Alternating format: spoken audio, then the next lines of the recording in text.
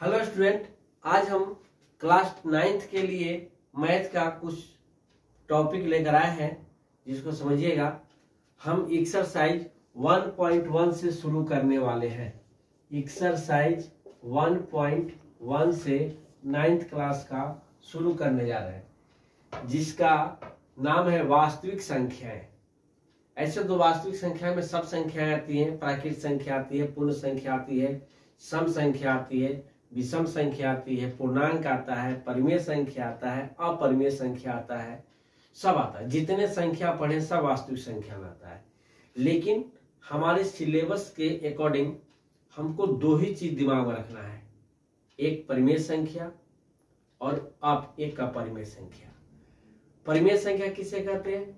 वैसी संख्या जो p बटा q के रूप में हो, यानी कि बटा के रूप में जो रहेगा, ऊपर अंश रहता है, नीचे हर रहता है। वैसी संख्या जो p बटा q के रूप में हो उसे परिमेय संख्या कहते हैं। चाहे वो प्लस में हो या माइनस में हो, हम आगे बताएंगे आपको कि परिमेय संख्या में क्या क्या होता है। बिना बटा का भी रहेगा तो उसके नीचे एक छिपा रहता है, यानी किसी न किसी रूप में बटा में रहे तो उसे हम क्या कहेंगे? परिमेय संख्या। याद रखिएगा, रूट में न होना चाहिए। बिना रूट वाला बटा कुछ भी रहेगा वो सब परिमेय संख्या में आएगा। बिना रूट वाला बटा कुछ भी रहेगा वो सब परिमेय संख्या में आएगा। और अपरिमेय संख्या जो रूट में रहेगा, यानी कि जिसका पूरा पूरा वर्गमूल नहीं निकलेगा, याद रखिएगा, जिसका पूरा पूरा वर्गमूल नहीं निकलेगा वो अपरिमेय कहलाता है। और जो p बटा q के रूप में हो या जिसका वर्गमूल निकल जाता है यानी रूट में नहीं रहता है, वो आपको परिमेय संख्या कहलाता है। अब देखिएगा, हम यहाँ पर दो तीन संख्या लिखे जो जरूरी है।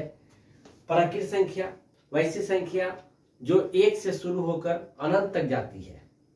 एक से शुरू होकर अनंत तक जाने वाली गिनती की संख्या को प्राकृत संख्या कहते हैं। 1 2 3 4 5 6 7 जहां तक आगे तक जाइए सब प्राकृत संख्या। और पूर्ण संख्या, वैसी संख्या जो 0 से शुरू होती है। प्राकृत संख्या 1 से शुरू होकर अनंत तक जाती है और पूर्ण संख्या 0 से शुरू होकर आपको अनंत तक जाता है, तो उसको हम कहते हैं पूर्ण संख्या।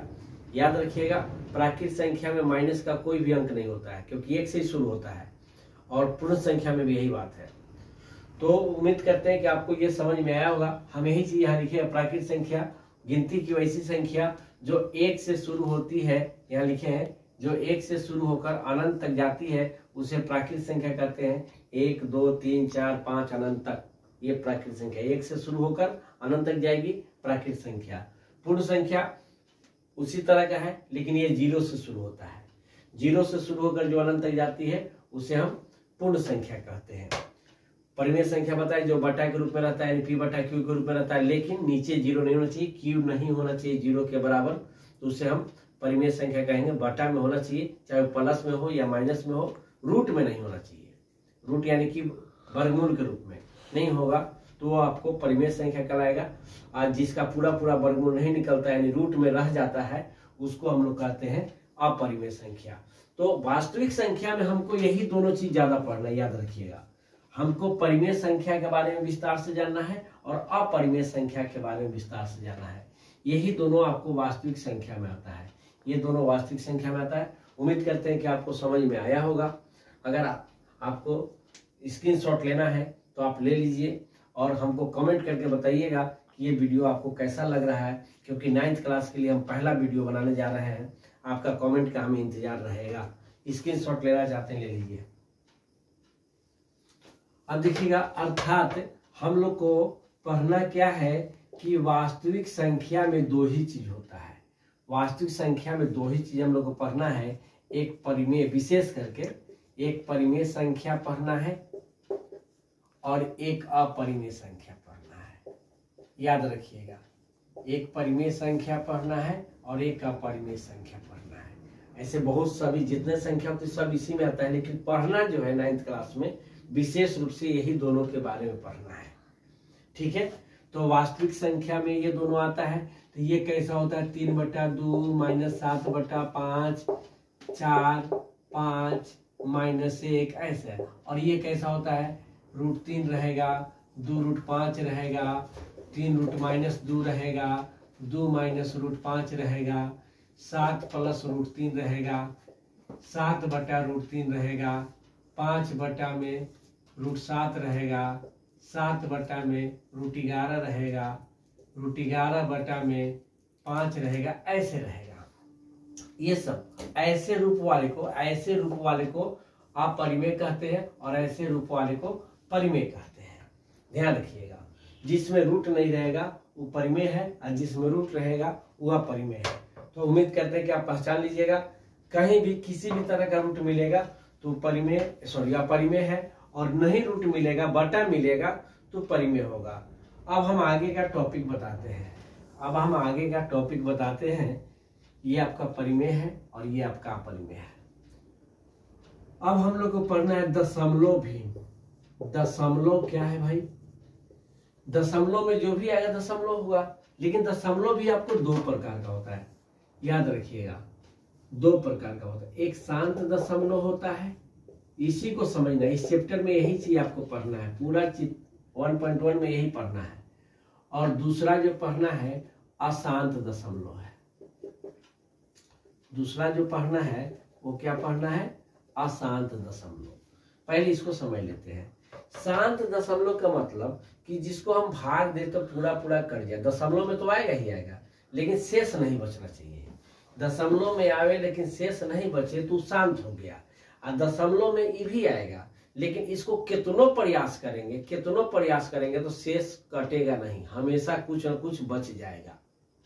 ठीक है, तो जब बार बार प्रयास करने के बाद भी शेष बच जाए तो वो अशांत कहलाएगा, और जब शेष नहीं बचे तो शांत कहलाएगा। इसके बारे में कोई पूछता है तो क्या बताइएगा? भाग देने पर शेष न बचे, भाग देने पर दशमलव में आए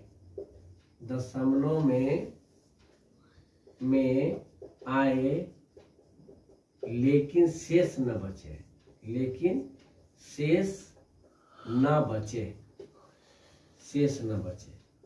दशमलव में आवे लेकिन शेष नहीं बचना चाहिए। यही क्या होता है? ये भाग देने पर, ये में क्या लिखिएगा? भाग देने पर दशमलव में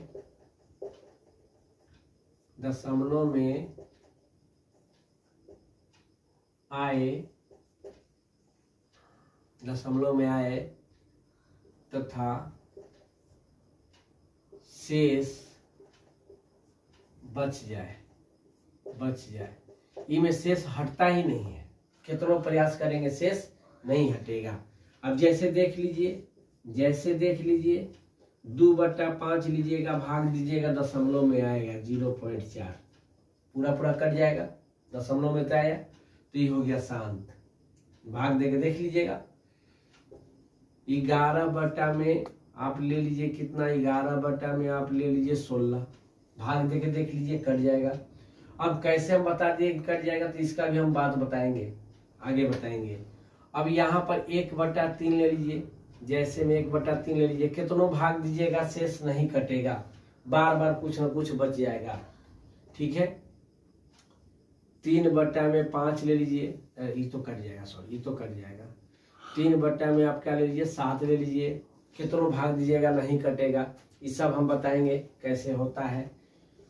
कितनों बड़ा है, आप छोटा नहीं बड़ों में ले सकते हैं। बड़ा में ले लीजिए, मान लीजिए 111/, में 17 ले लीजिए। ठीक है, 111/, में 17 ले लीजिए, नहीं कटेगा ये। अब भाग देके देख लीजिए, नहीं कटेगा।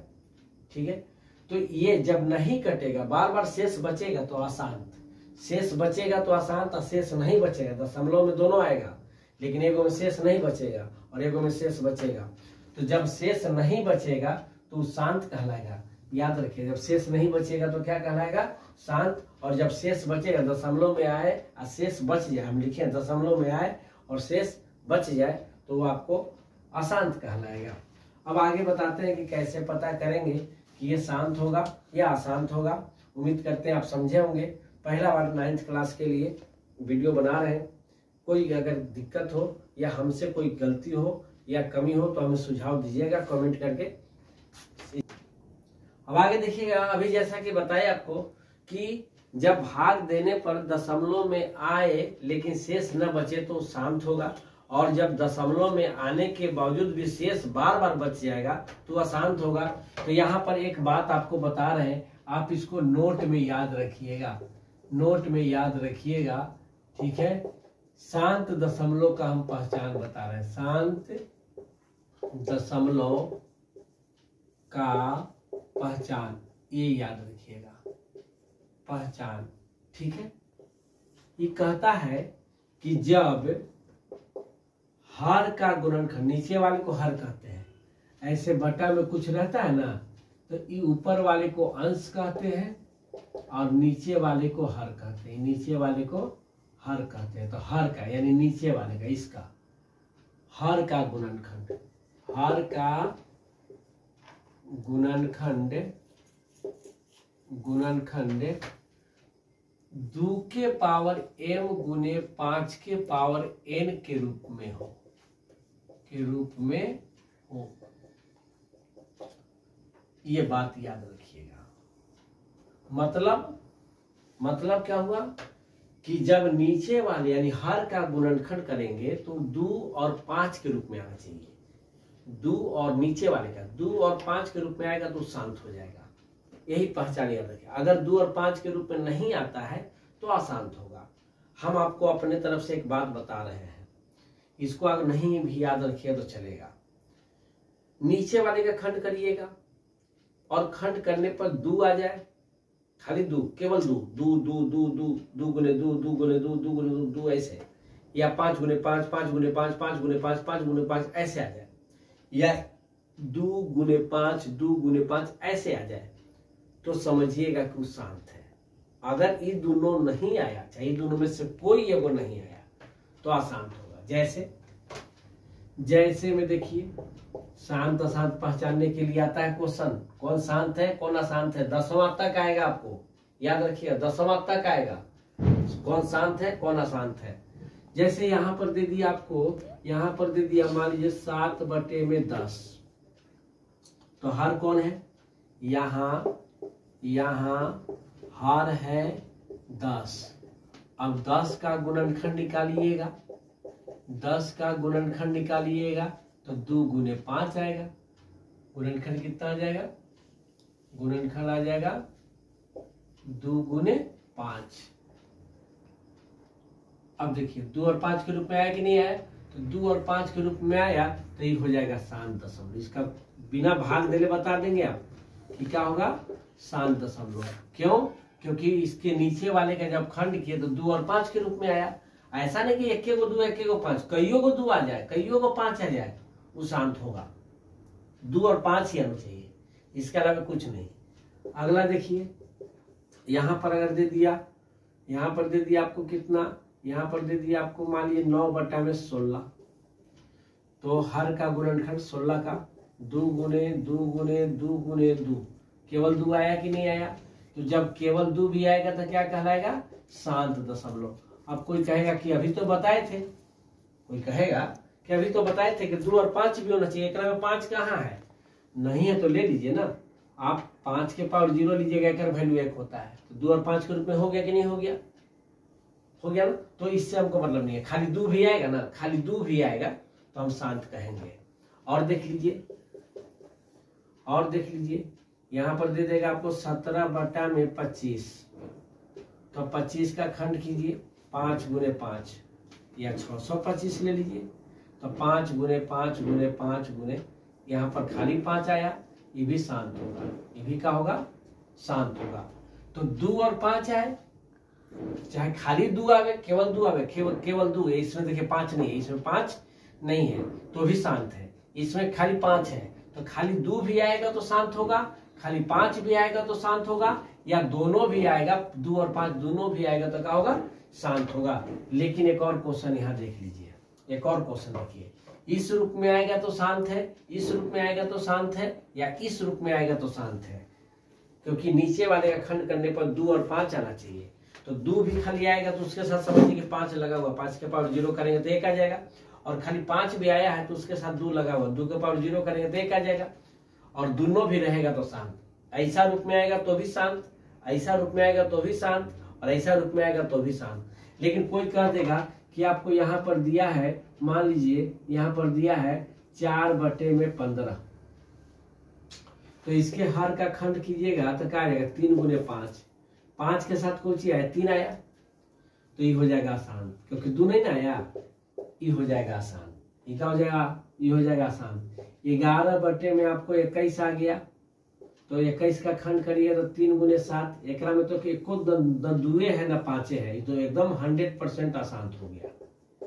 तो जब 2 और 5 आएगा तो शांत होगा, और उसके अलावे कुछ आएगा तो अशांत होगा। उम्मीद करते हैं कि शांत अशांत आप समझ गए होंगे। अगले दिन हम आपको क्वेश्चन बताएंगे। आज आपको वास्तविक संख्या का पहचान बताए, आप कमेंट करके बताइएगा आज का वीडियो आपको कैसा लगा। आपको अगर ये वीडियो अच्छा लगा हो तो लाइक कर दीजिए, सब्सक्राइब कर दीजिए और ज़्यादा से ज़्यादा अपने दोस्तों में शेयर कीजिए। Thank you.